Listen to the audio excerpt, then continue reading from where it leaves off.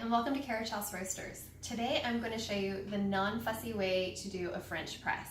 So you're going to get on a lot of blogs and you're going to see you need scales and weights and measurements, but most of us don't have time for that in the morning, so I'm going to show you the easy way to do this.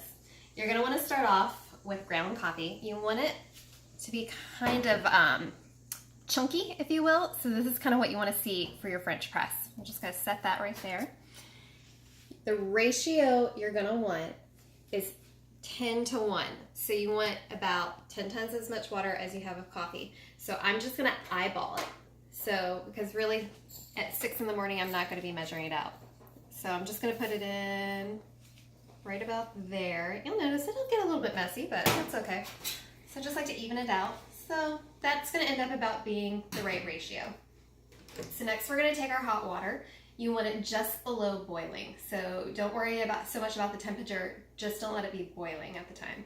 So what we're gonna do is we're gonna start and we're just gonna wet the ground. This is gonna let the coffee bloom. So we're just gonna stop, and I like to take a little spatula. This is just a little like kid's spatula, and I'm just gonna stir it up to make sure all the grounds are wet. So we're gonna let that sit for just a moment. About 30 seconds is the optimal amount of time. So then what we're going to do is we're going to add the rest of the water. So I'm just going to fill this up. While we're filling this up, French press is an easy, inexpensive method of brewing your coffee. This particular brewer with the 2 cups was about $5. So you don't have to spend a lot of money to have a really good coffee. So we're going to let this sit for about 4 minutes and we will be right back. Okay, so it's been about 4 minutes, so our coffee has had plenty of time to steep. We've got the lid on, and all we're going to do is press down slowly. If you have a lot of grounds in here, it can be a little hard to press down, but this one's pretty easy to do. Just going to press it all the way down, so that your grounds are trapped there in the bottom. And then all you have to do is pour it out.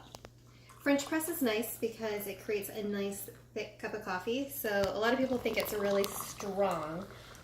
It is one of the stronger methods of brewing your coffee. The longer the grounds sit on water, the more they extract, and one of the things they extract is caffeine. So if you're looking for a super caffeinated morning with delicious coffee, a little bit of Carriage Roasters and your French press will do it for you.